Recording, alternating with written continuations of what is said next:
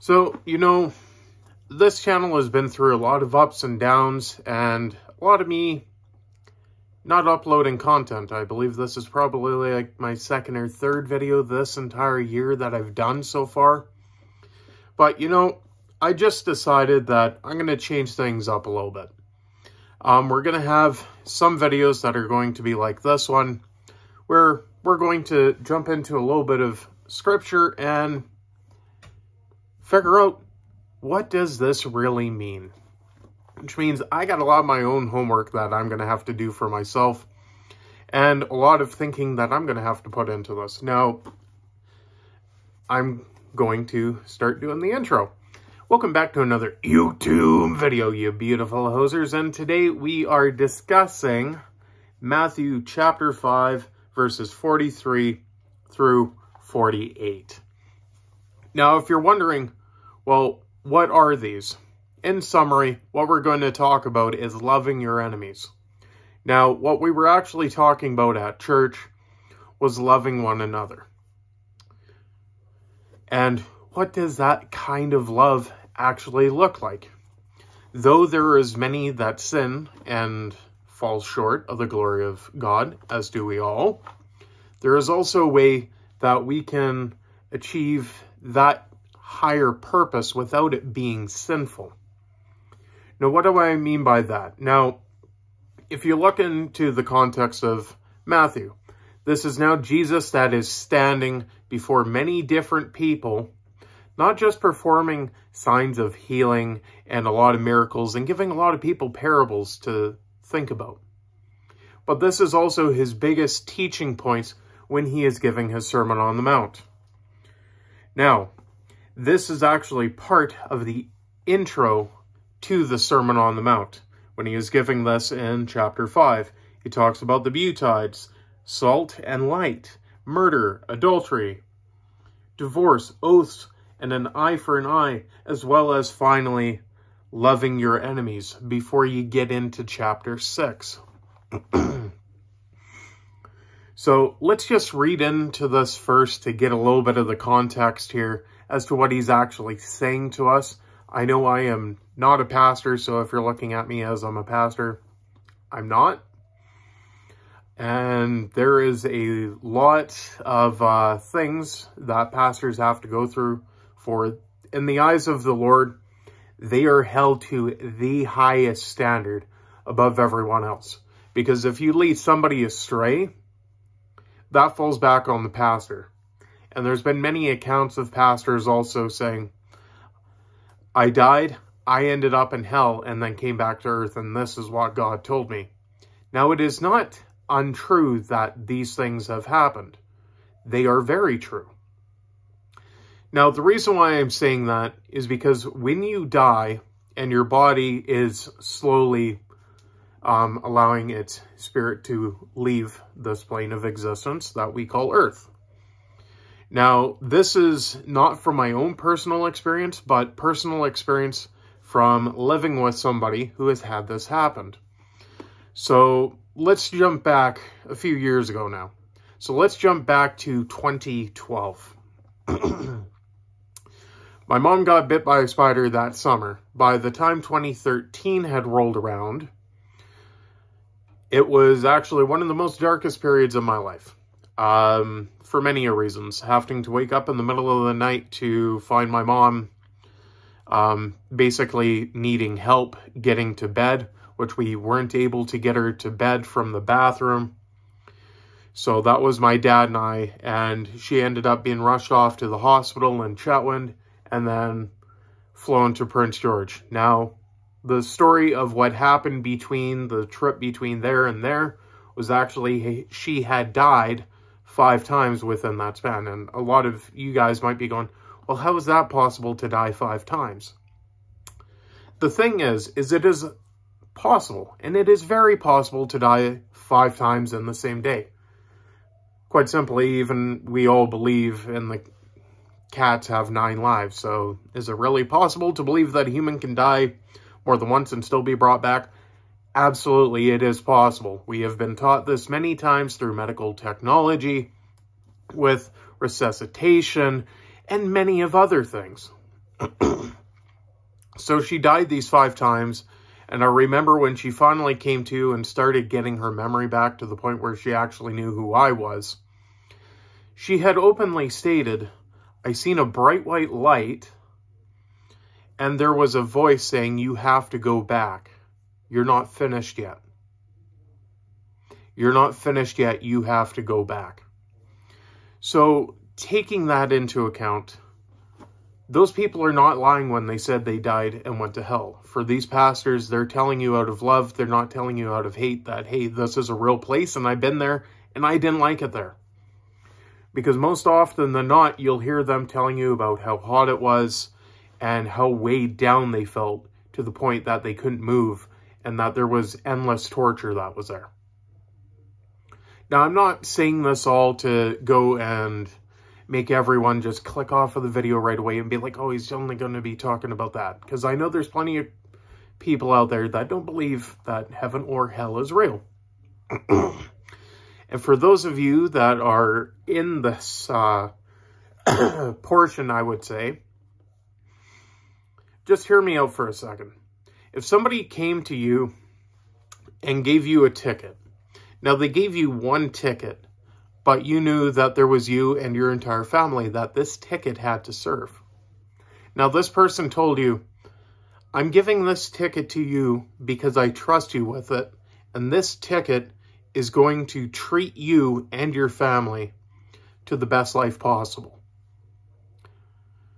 And you look at them and you say, well, there's only one ticket. How is that at all possible? I'm just going to suffer because I don't have my family with me. But they turn to you and look and say, this ticket can cover your entire family. How awesome is that? Just one measly little ticket. Something that we just look at as one that can do many things. And that's loving your enemies. Because many people make enemies with God. But who was the people that Jesus was chasing the entire time? Those that were deemed to be the enemies of the faith. Now, the reason why Jesus was doing this wasn't only for just doing the Lord's work. It was for the entire kingdom. Yes, the work is being done through him and by him. I should clarify, the work is being done by Jesus and through Jesus for the greater good of the kingdom. So I'll retract that last bit, but it's being done all for one. And he's purposely seeking out these people to try and help them. And quite often we'll hear, well, for a Christian, you're rather judgmental. You know, the Bible does say a lot of things that are in here. It says a lot of things. It tells us in one verse, don't judge lest you be judged. And then further in Matthew, it also tells you that if you have quarrels with somebody, you are to take them to them in person. So therefore, if you're judging somebody on a standard that is righteous, you can go to that person and say, hey, look, this is what you should be doing, but you're doing the opposite. You're bringing everyone down. You're not helping everyone at this moment in time. And if they turn to you and say, you know what, you're right, I should actually be doing that. I'm going to figure out a way to make a plan to apply this to my life. That is one way the conversation can go. The other way the conversation can go is, you know what? I don't need that. I'm preaching at this church. I can say whatever I want and God's totally fine with it. I can make a grand spectacle of it and do all these weird things. The purpose of having relationship and having church is actually to have a relationship with God. Now, we also realize that even in Genesis, this even contradicts what I just said. As we look at the book of Genesis, first was the creation. The creation had a relationship with God. However, God looked at the man and said, this is not good. Well, why is this not good? He went and said specifically, it is not good for man to be alone. So, back to loving our enemies before I go on another rambling tangent here. You have heard that it was said, love your neighbor and hate your enemy. But I tell you, love your enemies and pray for those who persecute you, that you may be children of the Father in heaven. Some translations will say of your Father. Mine actually says of your Father. That you may be children of your Father in heaven. He causes his sun to rise on the evil and on the good. He sends his rains out on the righteous and the unrighteous. If you love those who love you, what reward will you gain? Are not even the tax collectors doing that? And if you greet only your own people, what are you doing more than others? Do not even pagans have that? Be perfect, therefore, as your heavenly Father is perfect. Now, speaking on that, there's a couple of things that we can actually pull from this. Now, one of the biggest things that we can pull from it is he tells them right then and there in the first two verses that there's a contradiction to one another. And he's also telling you that these words were not from the Father and they were not from me. You have heard that it was said, love your neighbor and hate your enemy. But I tell you, love your enemies and pray for those who persecute you. What does love mean? What is love? Let's just boil it right down. What is love? And I'm not going to go into the song, so nobody worry about that. But what is love actually? It is meaning that you are caring for somebody more than you care about yourself. Now, in this day and age, it is hard to love other people because we'll care for one person and one group of people more than the other. And this book also tells us that that's not a good thing either. And we know it's not a good thing because that's the reason why we have so many different churches, denominations, so many different religions, is all because of segregation that is caused by human division. And we all fly past each other in different directions and none of us are going the right way. Because we're not loving one another. We won't sit down and have a conversation with that person and say, you know what? I don't agree with your ideas, but I want to at least hear you out on what you have to say. I don't want to cast judgment on you based on a preconceived notion of what other people have told me about you. I want to see you in person and hear what you actually have to say so that I can know the person of whom I'm speaking to. And a lot of the things that I'm saying, I'm also speaking to myself as well. So Jesus right there is telling you that you're not to hate your enemy, you're to love your enemy. Because many points in time when Jesus was around, you had many different divisions of people, different tribes, and different countries. We're all pretty much at division with one another. You had the Levites, you had the Israelites, you had the Canaanites, so on and so forth. And even the woman at the well, she looks at Jesus and says that she is different than Jesus and points out the fact that he's Jewish. She points out the fact that he's Jewish and says, why are you speaking to me?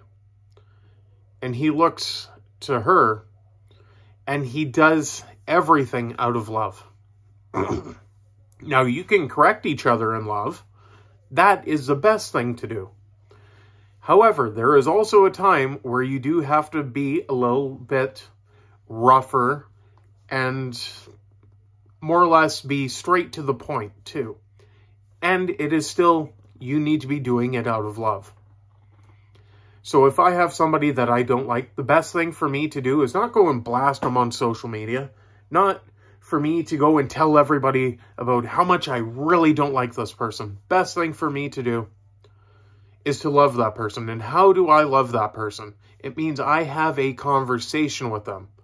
I level out with them. I lay it all down and say, hey, you know what?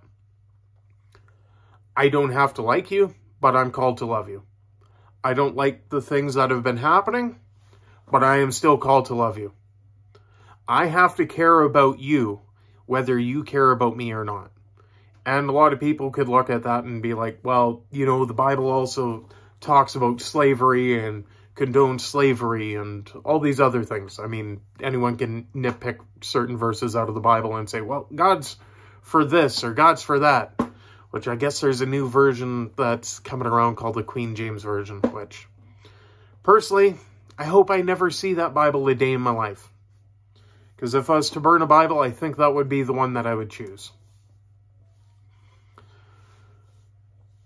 However, we are still called to love people, whether they have differences in opinions, their ideologies, their religious beliefs, or any of that stuff. We are told to point them towards the light, but we are also called to do so out of love.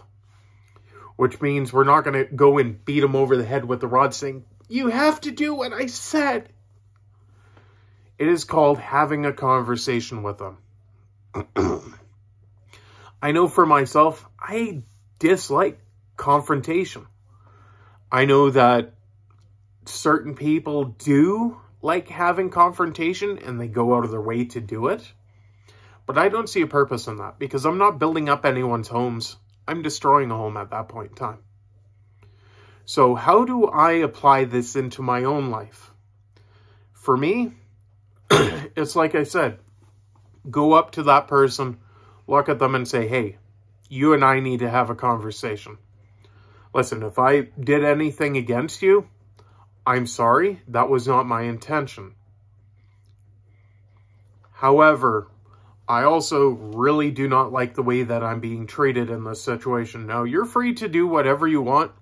I am still called to love you.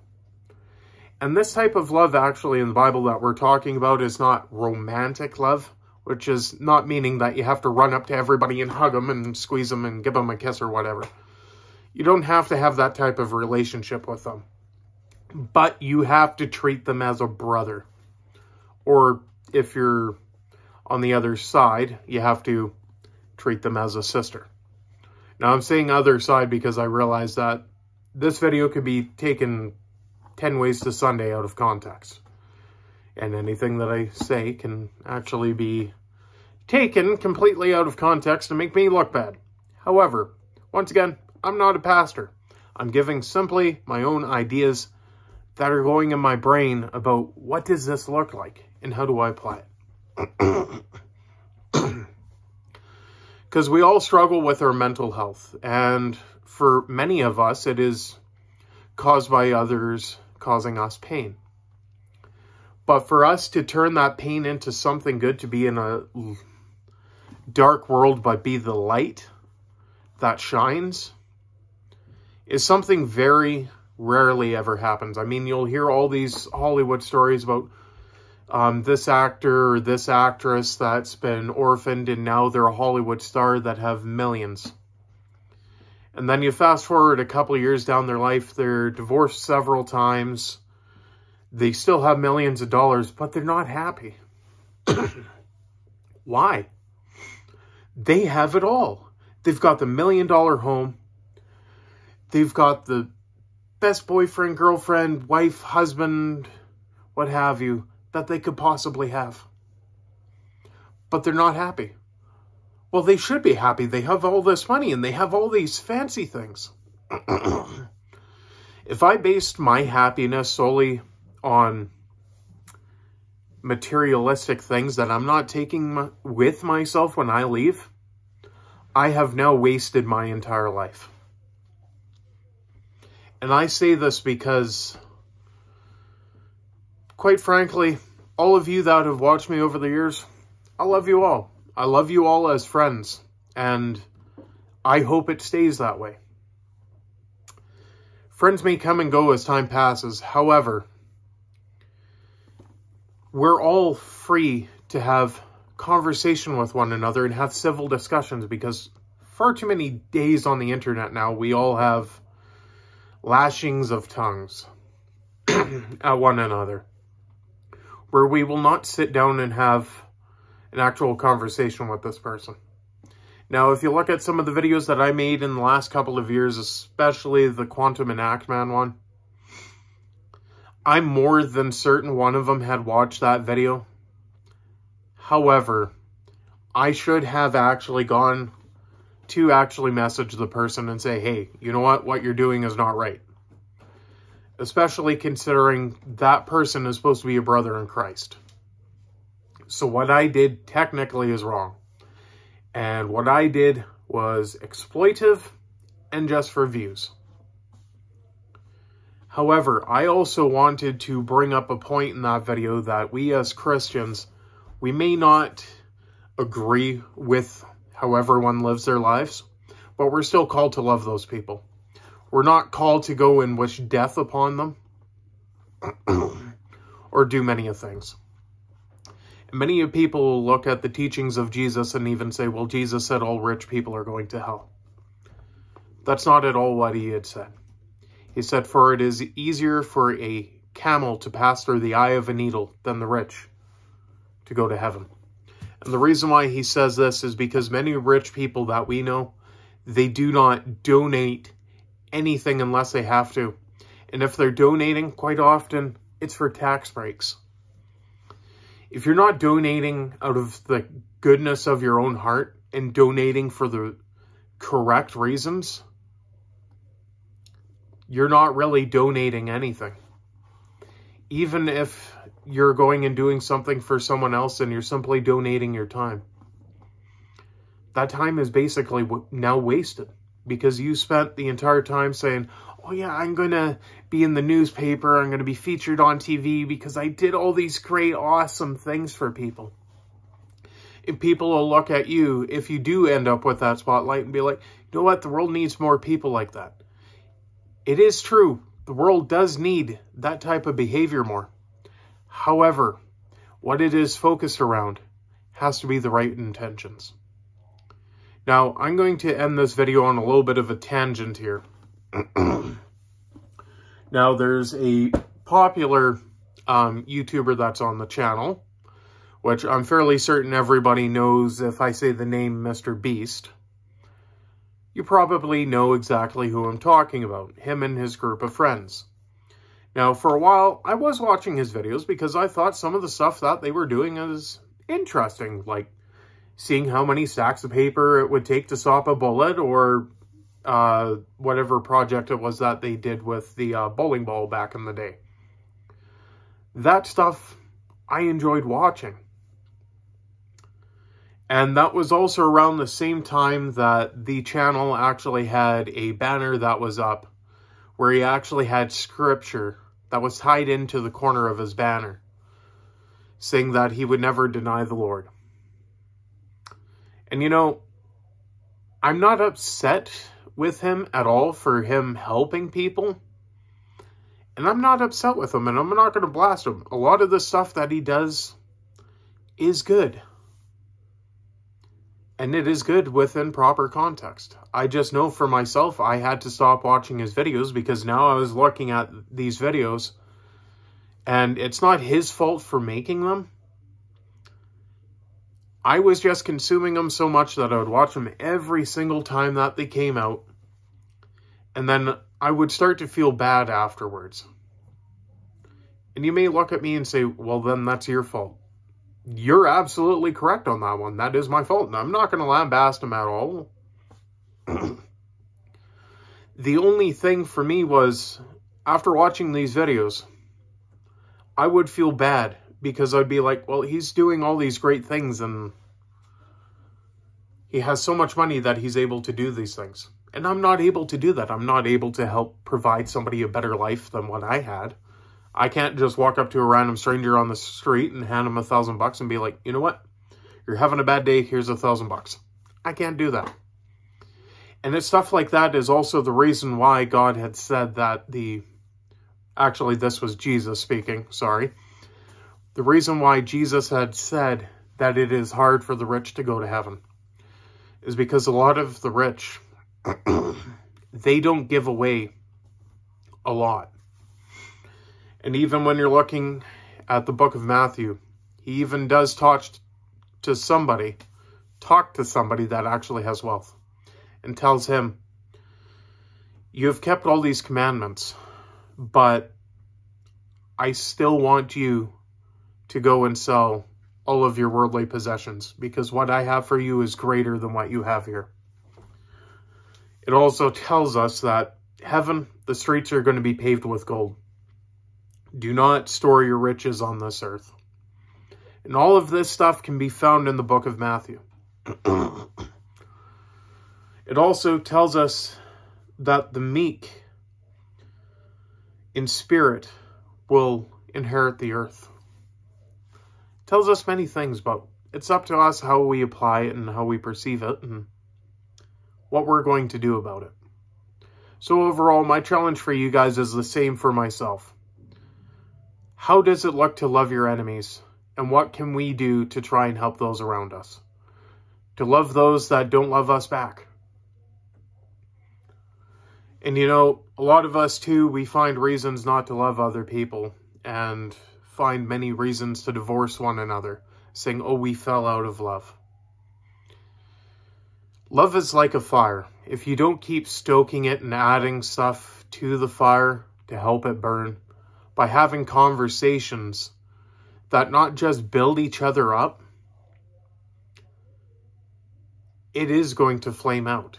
Should you get divorced at that point in time? Absolutely not.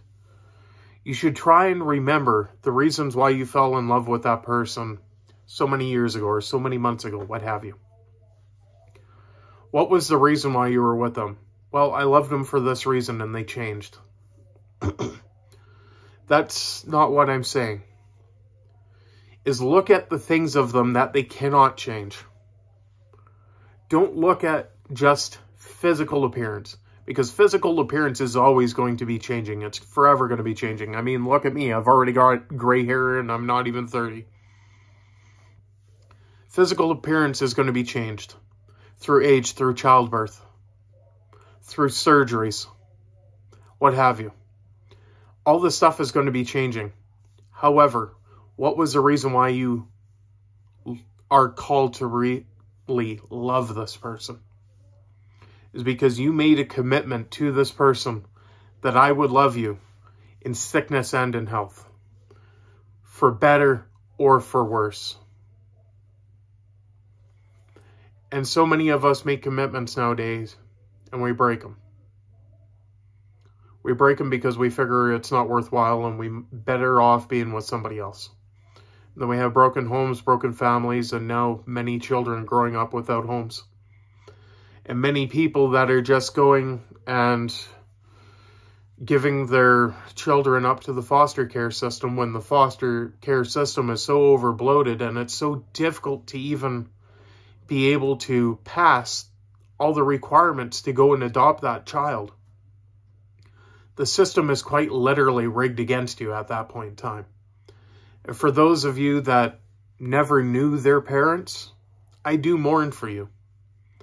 Because I know even for myself, I may have known my parents, but knowing that I have to go the rest of my life without even being able to say hi, bye, I love you, any of that stuff,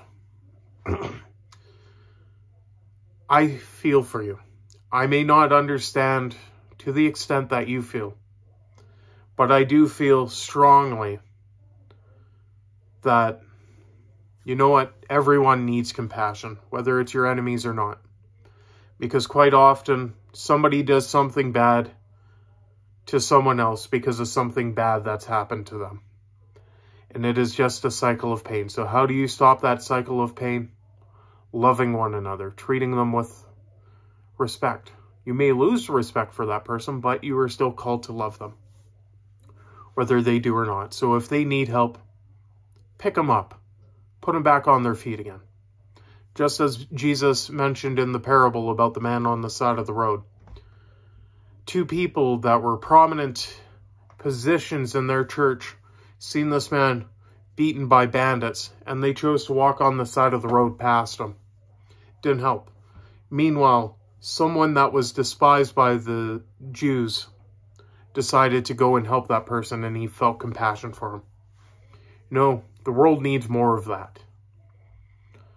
So, as I'm about to leave you guys, because this is a 30-minute video, I just want to say that's the challenge for you guys. How do you love your enemies? And how do we do better as people? Now, I realize that this is considered a religious topic and a Christian video. However, there is a purpose for that, because these rules can apply to everyone's lives, whether you believe or you don't. But I'm going to start spreading a little more of the scriptures into my messages and intertwining them, so that even I myself have a standpoint of something that I have to look at and then be like, you know what, how do I apply this as well? And you know, coming to the point where I'm almost getting married, I'm even getting to the point too where certain conversations that I'm going to have with my fiance is going to be difficult, but I know that I still love this person. And even when we're angry and upset with each other, we'll always have to go back to the basis of how do we love one another. Because Jesus tells us, love your enemies, love the Lord your God with all your heart, mind, and soul. Basically, love them with everything you have. Love your spouse, love your enemies, love the Lord your God with all your mind, heart, body, and soul. And fourth, you got to love your neighbor. Because if you don't follow the love your neighbor rule, you don't truly love God at that point in time. Because now you're putting people against God that shouldn't have been put against them. So, you know, I hope you're all having a fantastic 2024. And if you're not, I hope it gets better for you sooner rather than later. Peace out, and I will see you in the next video. Have a good one.